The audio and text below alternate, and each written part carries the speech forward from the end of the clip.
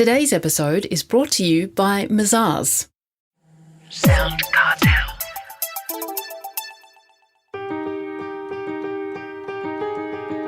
From SoundCartel, I'm Nicole Goodman, and this is Business Essentials Daily.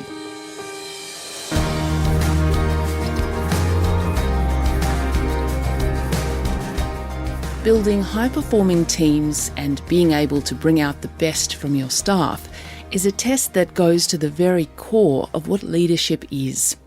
Jake Bridges is a partner facilitator at Leading Teams, an organisation probably best known for its success in improving the performance of professional sporting teams.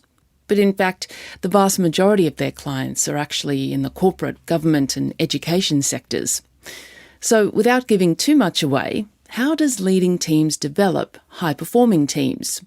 First, though, Jake tells me what makes a great leader. Leaders are involved, they're passionate, they've got integrity, they're genuine. I think it's around character and competence, so their behaviour, but also their ability, so their skill level. Those two things intertwine really strongly for me. So you can be really great at your job, but in terms of your behaviour, that doesn't match up. Or you can be an amazing person, but you don't have the competence. So it's a mixture of both of those, but sort of the overarching, I guess, those other four key components, they're really involved, they're passionate, they show integrity and they're genuine. What are the structural issues that businesses have by the time they come to you guys at Leading Teams? It's multifaceted. So one of the questions I would ask a leader when we initially sit down is, what's the problem you'd like solved? And generally from there, a number of things start to come up and start to open up. But really what happens until you get in front of the group and you start asking some of those pointier questions, you don't really know. And then it depends on how honest the group is that you'll find out. Are they actually achieving their potential? Are they doing what they set out to achieve? Or are they just mediocre and they're just floundering, or they're not flourishing? Are there some key concerns that come up as part of that process? Definitely. So we've got underperforming staff. We know that people have got the capacity to do things because their performance spikes at peaks and troughs, but we want a more consistent approach to their performance. So how do we get that? Some of the teams that we work with really aspire to be high performing, and they're actually already achieving some amazing things, but they want to get better. Mm-hmm. Where some teams, they really acknowledge that they need some genuine help. So we don't go in with a preconceived idea or any assumptions, only that the team can improve. It's amazing the number of people who complain about their bosses.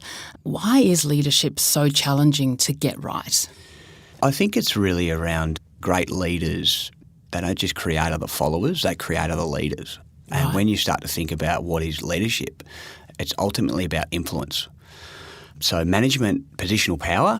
If you muck up, I can sack you on the spot. But influence and leadership is quite challenging because it really comes down to how you engage the hearts and minds of your followers. How do I embrace the first follower so that they start to mimic or they start to emulate the behaviours that we want to see from each other? And I think therein lies one of the key issues, which is we just haven't defined yet what it means to be high performing. So then what is your process for instilling strong leadership skills and building a great culture? We've got a series of programs, but I guess the main one that people come to us for is our performance improvement program. It's really a longitudinal program, so it's traditionally done over 12 months, if not longer. It's working with the key centres of influence in the business, building their capacity to engage in some genuine conversations around behaviour, but ultimately, building their relationships strong enough to withstand those conversations. So we call that the dynamics, and we believe that the dynamics invariably will drive the mechanics in the business. So the mechanics is KPIs, your strategic plan, the actual technical skill that people possess, and operating processes or systems. So if you break it up like that, it's really around the dynamics driving the mechanics. When you get teams in to Leading Teams, is everyone on board, or is there some resistance that you find? How do you manage that? Of course there's resistance. So if you start talking about counterproductive behaviour or things that we're doing that aren't actually helping us to achieve what we've set out to achieve, I even said to a group the other day, a strategic plan will not jump off the page and drive itself. It will be the people. The penny started to drop. It's like, oh, that's right. The boxes look really nice and the document looks really glossy, but ultimately it's about how we're interacting with each other. So you start to challenge that. And as a facilitator, and I'll come back to not making any assumptions.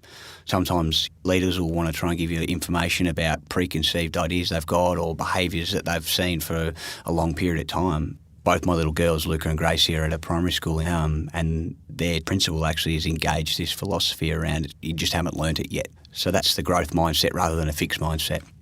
So then what advice would you give our listeners, many of whom are actually business owners, that'll help sharpen their leadership skills and invigorate the performance of their staff? I think the number one thing is really starting to define what you accept and what you won't, and everyone agreeing on that.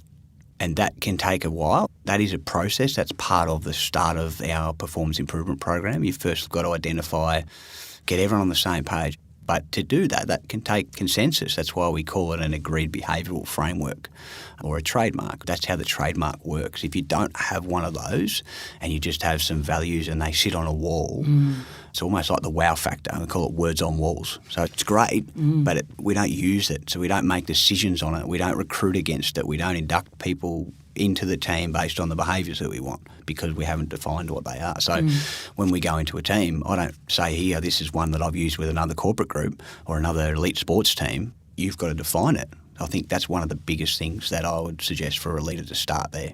The link between leadership and culture is intrinsic. Can you talk a little bit about that link and how important it is for a leader to inform the culture of the company, of the team, and to really set the agenda? There's two ways. So a leader can just say, this is what I want, and then some people will jump on board and some people won't.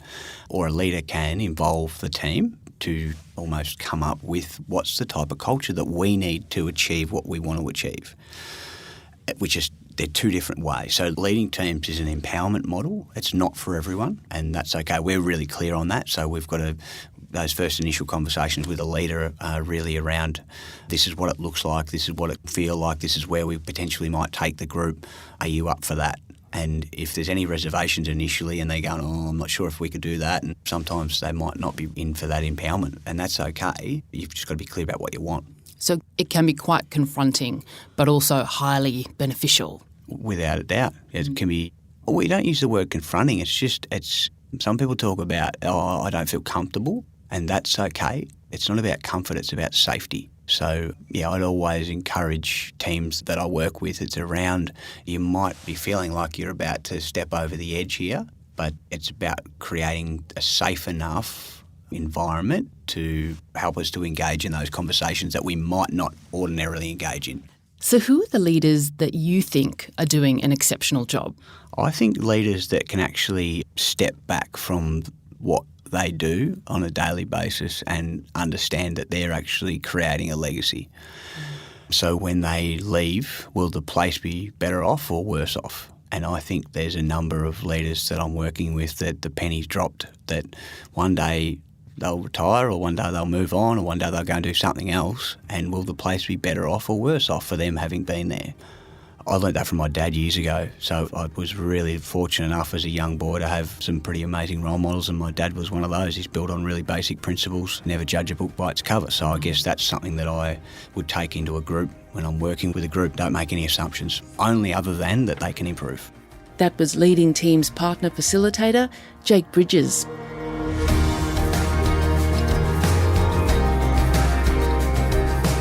This episode of Business Essentials Daily is produced by the team at SoundCartel. Thanks for listening. I'm Nicole Goodman. We'll bring you more Be Daily tomorrow. Follow @BE Daily Podcast across social media and head to bedaily.com.au for more from the Business Essentials Daily podcast. SoundCartel. This episode was brought to you by Mazars. To find out more, visit mazars.com.au. That's mazars.com.au.